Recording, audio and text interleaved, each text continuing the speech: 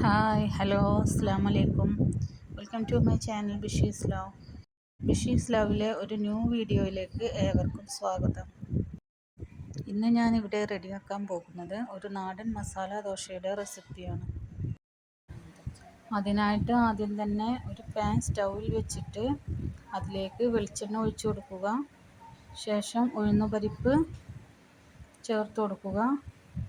കറിവേപ്പില, വറ്റൽമുളക് ചേർത്ത് കൊടുക്കുക.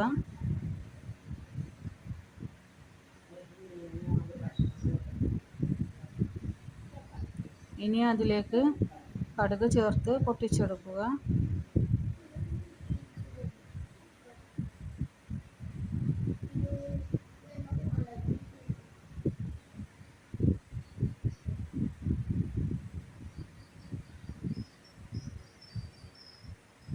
ശേഷം കായപ്പൊടി ചേർത്ത് കൊടുക്കാം. ഇനി നമ്മുടെ വെജിറ്റബിൾസ് ചേർത്ത് കൊടുക്കണം. അതിനായിട്ട് വലിയുള്ളി, ക്യാരറ്റ് എന്നിവ ചേർത്ത് കൊടുക്കുക.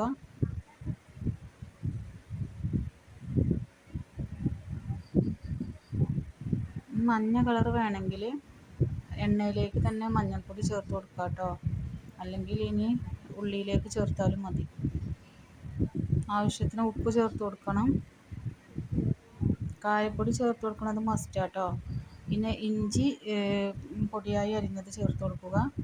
ഇനി പൊട്ടാറ്റോ വേവിച്ച് വെച്ചത് തൊലി കളഞ്ഞ് സ്മാഷ് ചെയ്തെടുക്കാം.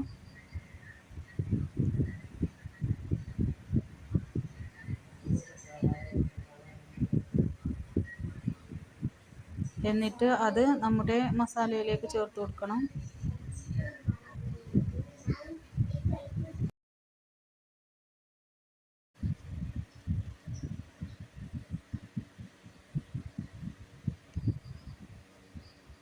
മല്ലിയില ഉണ്ടെങ്കിൽ മല്ലിയിലയും കൂടി ചേർത്ത് കൊടുക്കുക കേട്ടോ.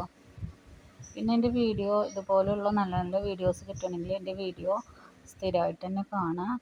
പിന്നെ എല്ലാ വീഡിയോസും കുറച്ച് ടൈം മാത്രമേ ഉണ്ടാവാറുള്ളൂ. സബ്സ്ക്രൈബ് ചെയ്യാതെ ആരെങ്കിലും കാണുന്നുണ്ടെങ്കിൽ സബ്സ്ക്രൈബ് ചെയ്ത് തന്നെ കാണാം കേട്ടോ. എന്നാൽ നോട്ടിഫിക്കേഷൻസ് കിട്ടും. അതിൽ ഓൾ എന്ന ബട്ടൺ പ്രസ് ചെയ്യുക കേട്ടോ.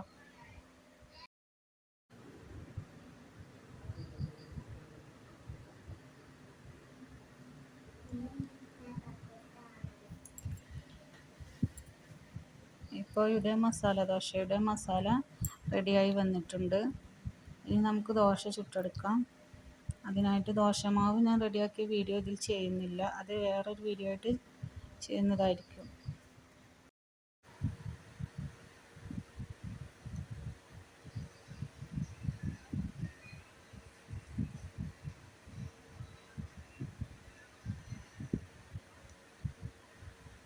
ഞങ്ങൾക്ക് ഇതുപോലെ വേണമെങ്കിൽ സ്മാഷ് ചെയ്തെടുക്കാം. അല്ലെങ്കിൽ സ്മാഷ് ചെയ്യുന്ന സാധനം വെച്ചിട്ട് വേണമെങ്കിൽ ചെയ്തെടുക്കാം.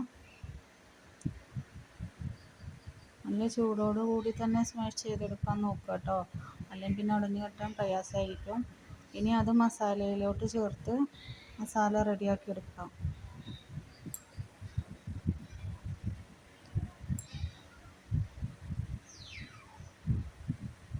ലൂസ് കൺസിസ്റ്റൻസി വേണമെങ്കിൽ ഈ ടൈമിൽ തന്നെ നിങ്ങൾക്ക് അല്പം വെള്ളം ചേർക്കാവുന്നതാണ്.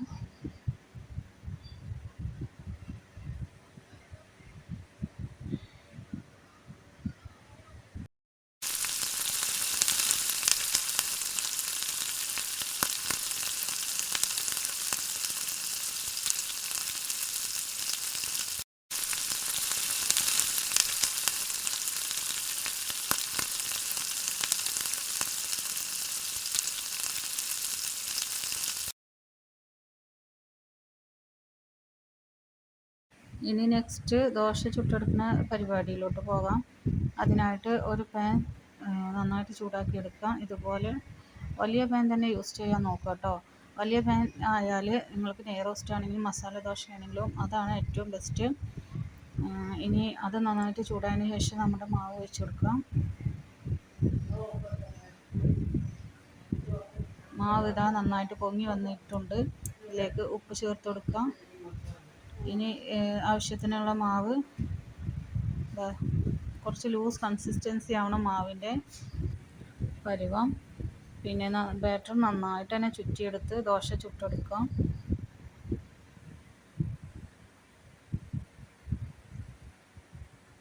ഇങ്ങനെ ഓരോരോ ദോശയും ചുട്ടെടുക്കാം.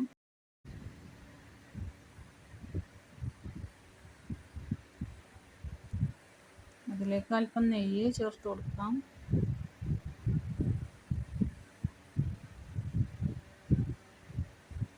നെയ്യ് തന്നെ ചേർത്ത് കൊടുക്കാൻ ശ്രമിക്കുക കേട്ടോ.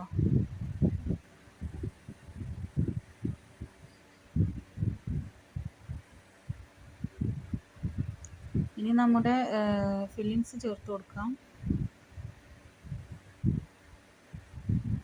എന്നിട്ട് തിരിച്ചു മറിച്ചിട്ടൊന്ന് സെറ്റാക്കി എടുക്കാം.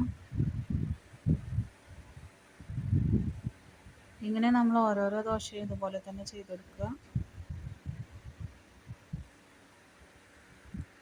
പിന്നെ എൻ്റെ കുറേ പഴയ വീഡിയോസൊക്കെ ഉണ്ട്. അത് ഓരോരോ നല്ല നല്ല കുക്കിംഗ് വീഡിയോസാണ്. അതൊക്കെ നിങ്ങൾ കാണാത്തവരുണ്ടെങ്കിൽ പോയി കാണുക. അതുപോലെ ട്രൈ ചെയ്ത് നോക്കുക കേട്ടോ. എന്തായാലും നിങ്ങൾക്ക് ഇഷ്ടപ്പെടും. ഫീഡ്ബാക്ക് തന്നെ കമൻസിലൂടെ അറിയിക്കുക. കണ്ടില്ലേ, ഇതുപോലെ ഓരോരോ ദോശയും ചുട്ടെടുക്കാം. നമ്മുടെ ബാറ്റർ കുറച്ച് ലൂസായിരിക്കണം.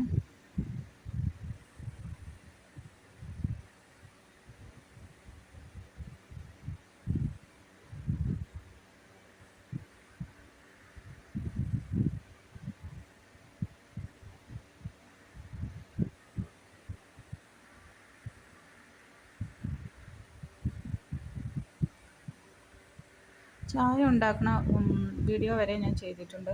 അടിപൊളി ടീ റെസിപ്പിയാണ് കേട്ടോ. എല്ലാവരും അതുപോലെ തന്നെ ചായ ഉണ്ടാക്കാൻ ശ്രമിക്കുക. എന്തായാലും നിങ്ങൾക്ക് ഇഷ്ടപ്പെടും. കൂടുതൽ ചിലവൊന്നുമില്ലാതെ നമുക്ക് വളരെ ടേസ്റ്റി ആയിട്ട് എങ്ങനെ ഒരു നല്ലൊരു കിടിലം ഫ്രഷ് ആയിട്ടുള്ള ചായ ഉണ്ടാക്കാമെന്ന് നമുക്ക് നോക്കാം. ആ വീഡിയോ നിങ്ങളെല്ലാവരും പോയി കാണുക. എന്നിട്ട് ഫീഡ്ബാക്ക് എന്നെ അറിയിക്കണേ.